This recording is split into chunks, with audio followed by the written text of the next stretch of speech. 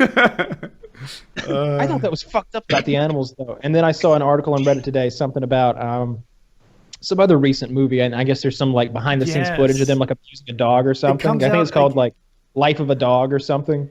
something like that. I know that the premise behind the movie is that this guy gets a dog. The dog like fixes the guy's life, and then the dog dies and gets reincarnated and goes with another family. Dog dies, gets reincarnated, and like and you get to see the dog's like many lives as he improves the families that he's with.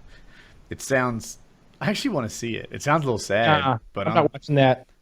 I don't watch the sad dog movies. Those are fucking bullshit. They're just made to make you cry, and I'm not down for that. We watched a while back. We were in bed, my girlfriend and I, and she clicks that movie.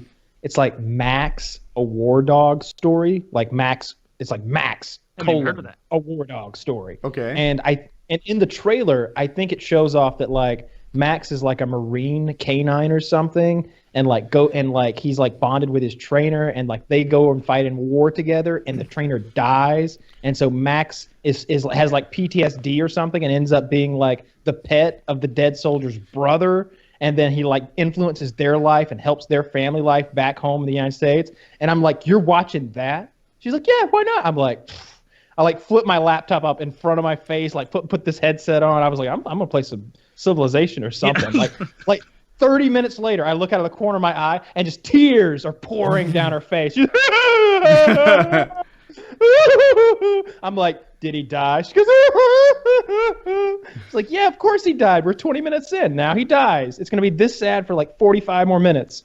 I don't like those movies where it's like I need to be brought up and then brought down if I'm going to be happy and then sad. I watched something recently called Impossible.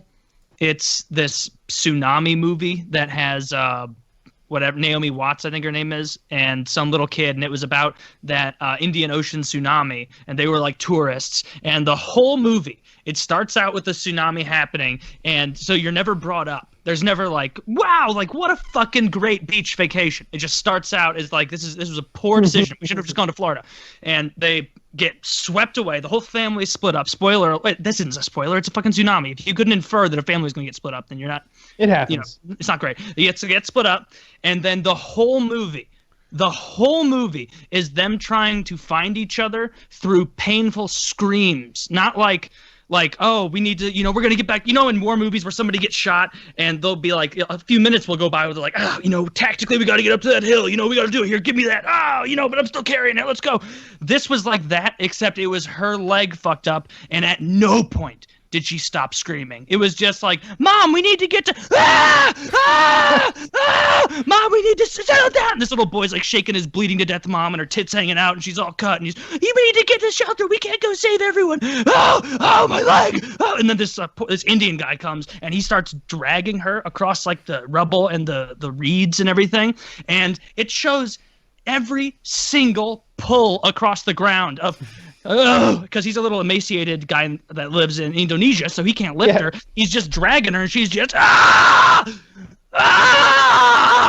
just across. And I love it.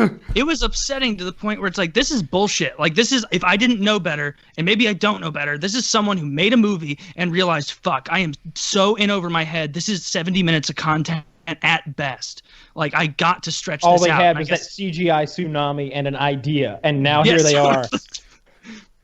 Scream! I guess Scream 30, because we didn't 30 realize minutes that of all you had to dragging. do- Yeah, I'm just like, You know what the worst dragging scene is You in don't the watch that movie? movie.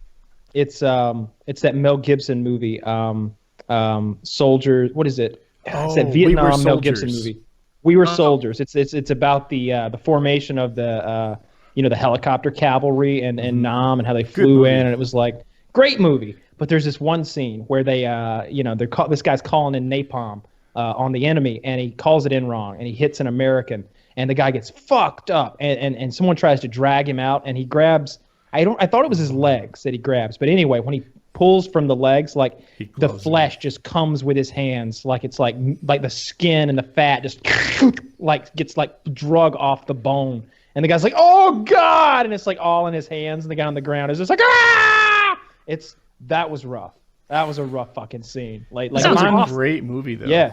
Great movie. It's a true story. It's fucking like I don't remember I remember just the broad strokes, but it's like it's like 300 Americans and several thousand Vietnamese or something like that, and like the kill death ratio at the end of the day was like outrageously in America's favor as it was throughout the war, but especially here. It was good. It was an interesting little eye opener about the Vietnam War, right? Like, you know, the military, the United States military, kind of prides themselves like, look, we won every battle. We admit we lost the war, but that wasn't our fault. It wasn't that we were getting beat by the Vietnamese. Our politicians just decided to stop because we won every battle. It's like, oh, yes. Well, yeah, I mean, like, if it was just like, if they went to the American general and were like, actually, at all costs, take it.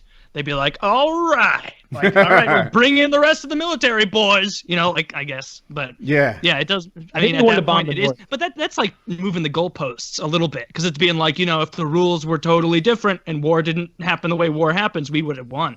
It's like, yeah, well, it doesn't. Well, it was that you had, you know, commanders that fought in World War II in Korea, and all of a sudden they're really being handcuffed. You know, they wanted to bomb in the north. They wanted to bomb the industrial part of North Vietnam. You know, they wanted to bomb where their leaders were, and they weren't doing that. They're just bombing a bunch of poor people on the Ho Chi Minh Trail. Like you hear the Ho Chi Minh Trail, and I think maybe some people think that was a road or like a double highway. Like it's literally like a trail through the woods that we're dropping like tens of millions in ordnance on every day, and like trying to deforest jungles to stop. Like we were just really handcuffed there. That was a shitty war. 50,000 dead Americans, and we killed a lot more Vietnamese. Yeah, that was a shit war.